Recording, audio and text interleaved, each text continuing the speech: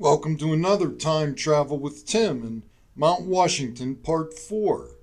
We'll also touch on a little piece of Allentown and Knoxville as well. We'll begin at the bottom of Arlington Avenue at Carson Street, where the Pittsburgh Castle Shannon Incline lower station once stood, but we'll come back to that a little bit later.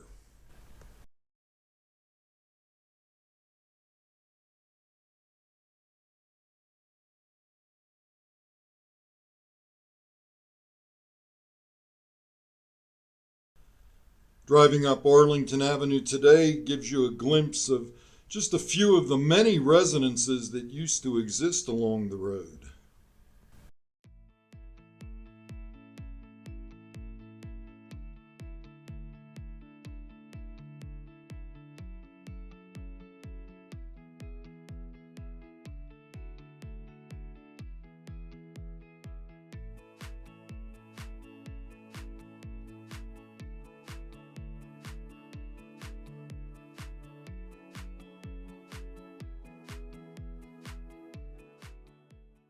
This part of Arlington was actually known as Bronzeville Road 100 years ago, and that led to Arlington Avenue at the top of the hill at Warrington, which then eventually led to the Pittsburgh, Birmingham, and Brownsville Turnpike.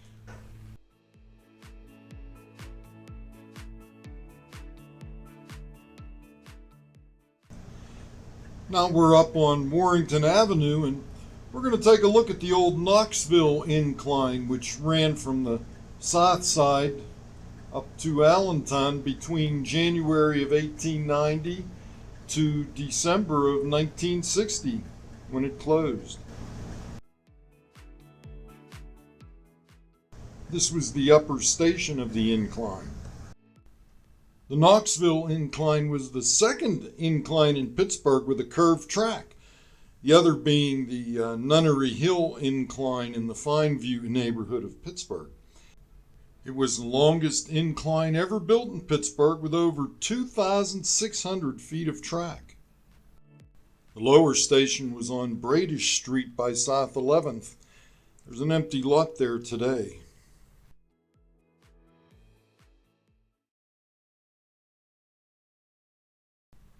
Let's go for a ride.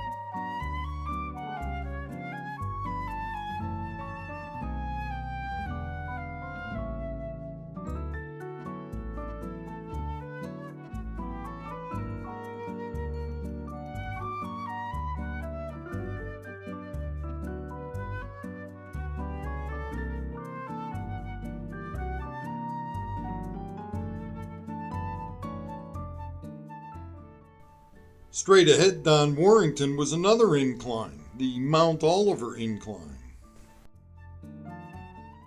This map shows the upper station and the powerhouse that ran it right across the street.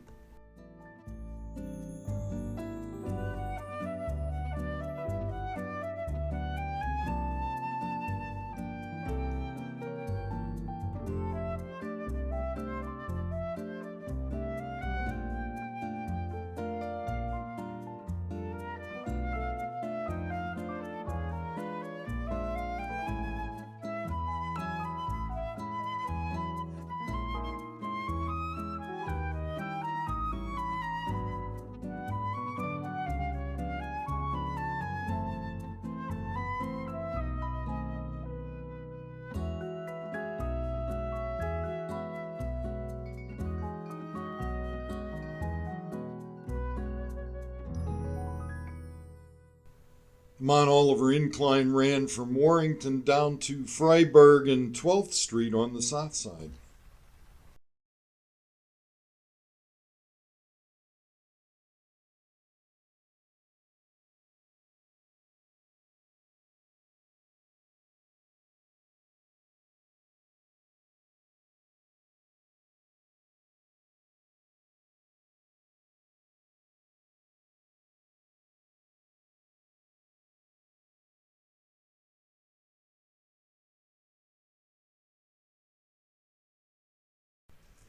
Now let's go back and take a look at the other side of Warrington Avenue.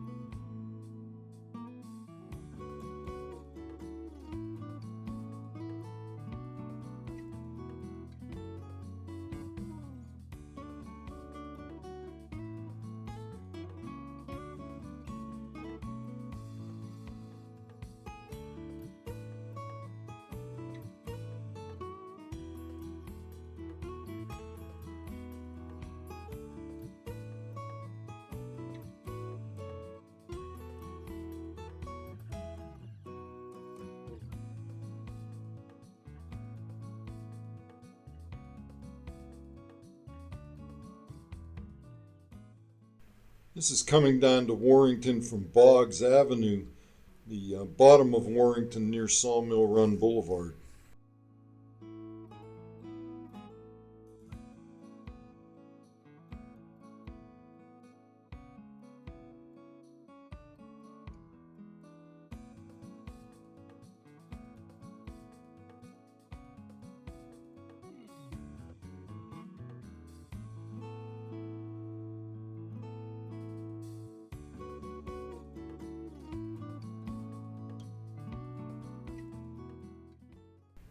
That original house is still tucked behind these bricks.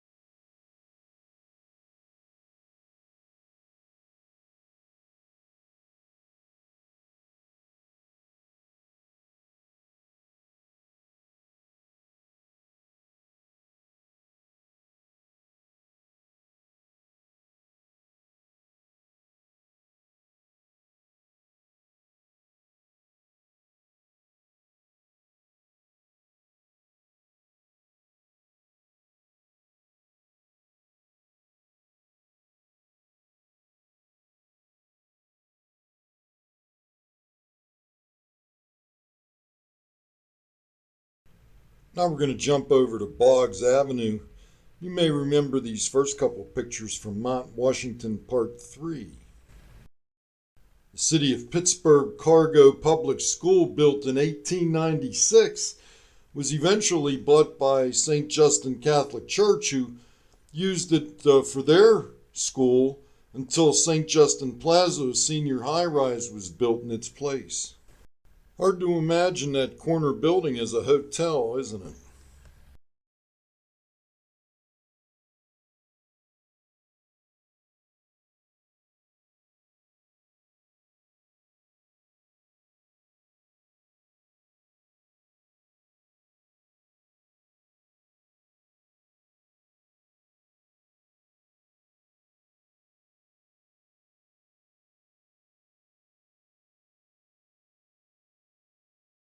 We'll take Bailey Avenue up to Grandview Park.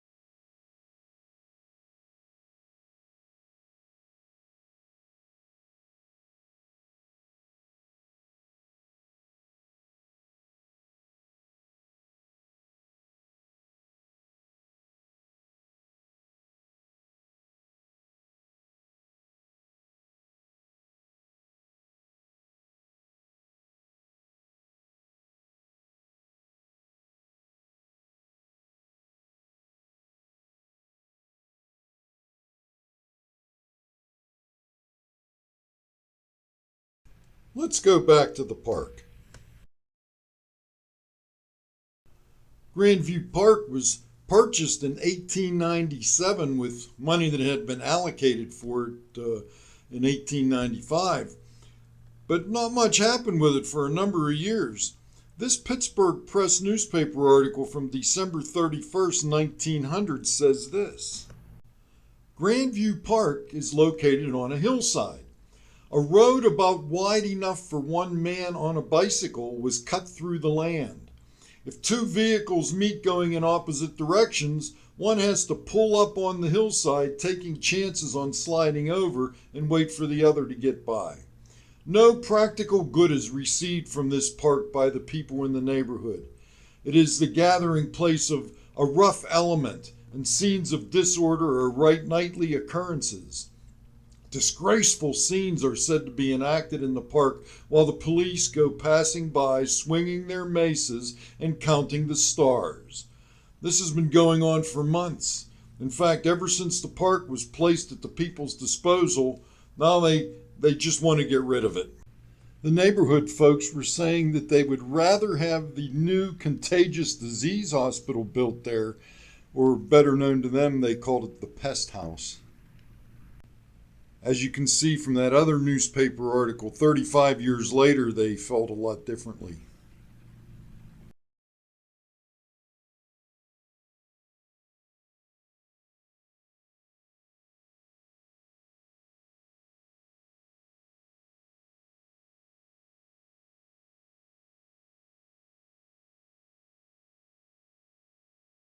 Now we're going to go back to the beginning of Bailey Avenue so we can take a close look at the Pittsburgh and Castle Shannon Incline.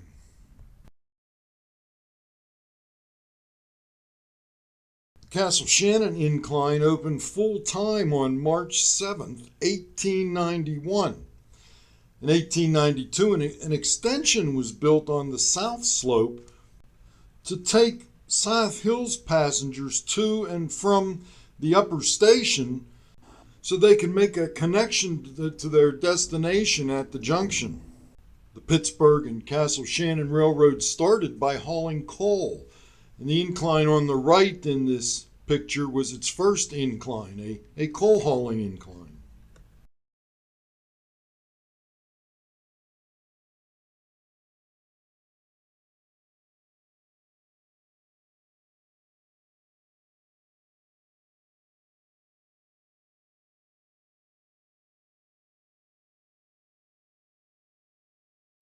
Here we are again at Carson Street at the bottom of Arlington Avenue.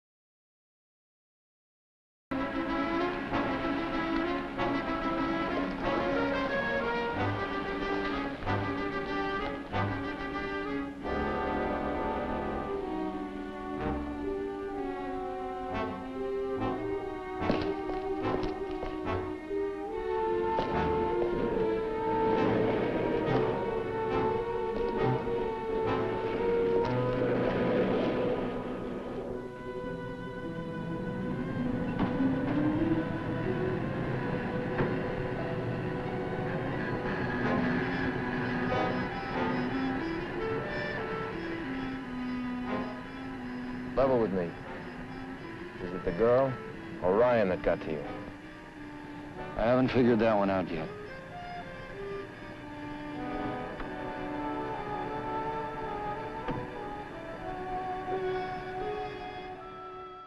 And 3 years later, in 1964, it was closed.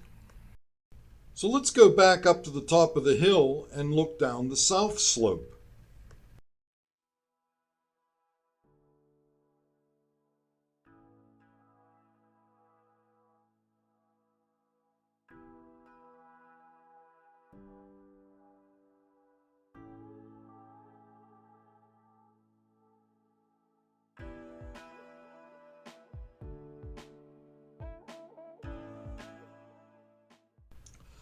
With one notable exception, these next pictures were all taken after the incline had stopped carrying passengers on the south slopes.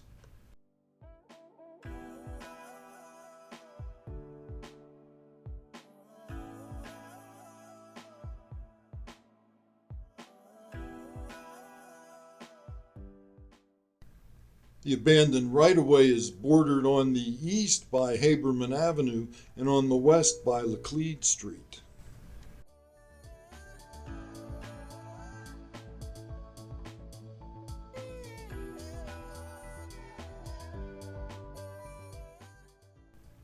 Here it is being used for storage.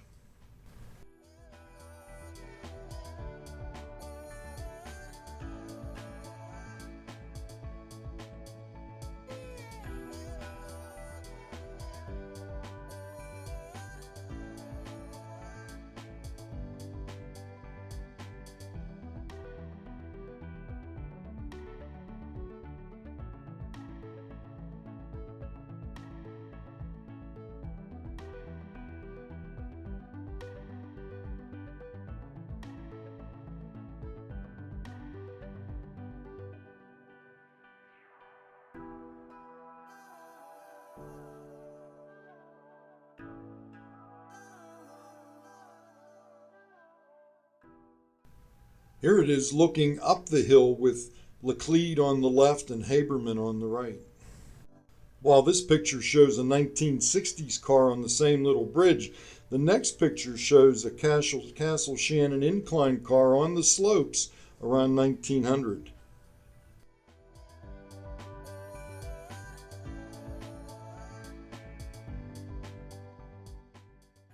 After we make this right onto Chicane Street, I'm going to take you to a little alley called Armour Way.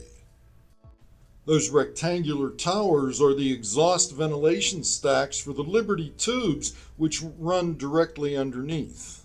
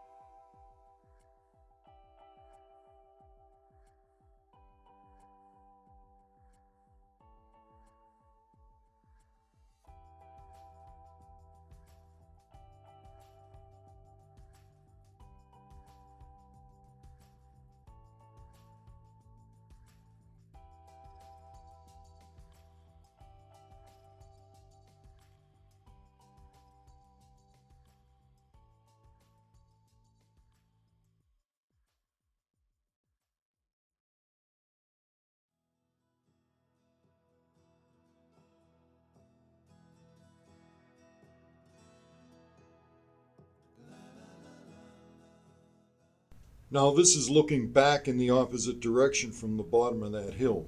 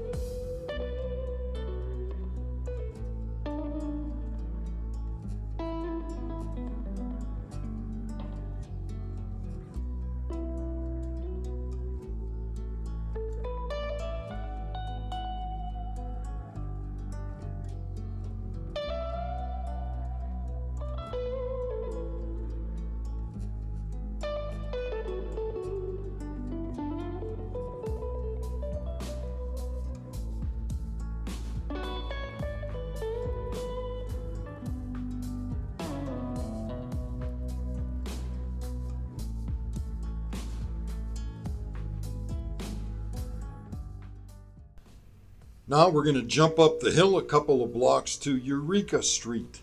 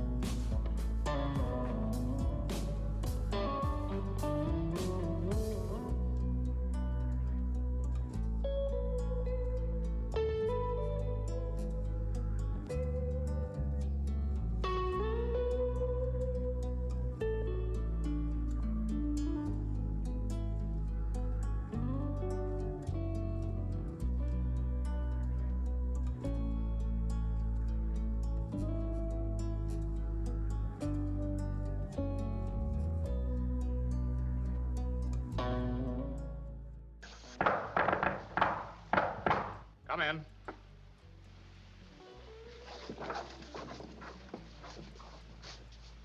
At your service night and day. If we don't get 'em, you don't pay. Excelsior!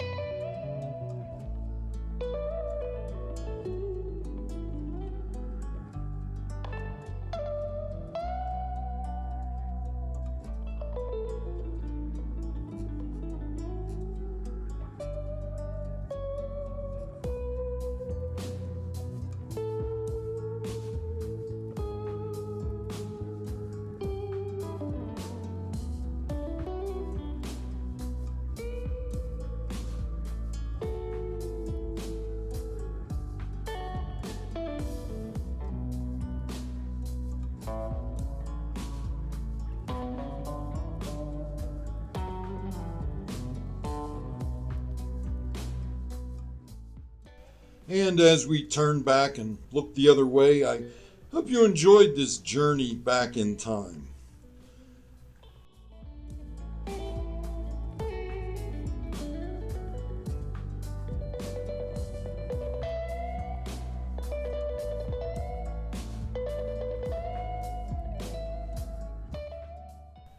God's peace be with you.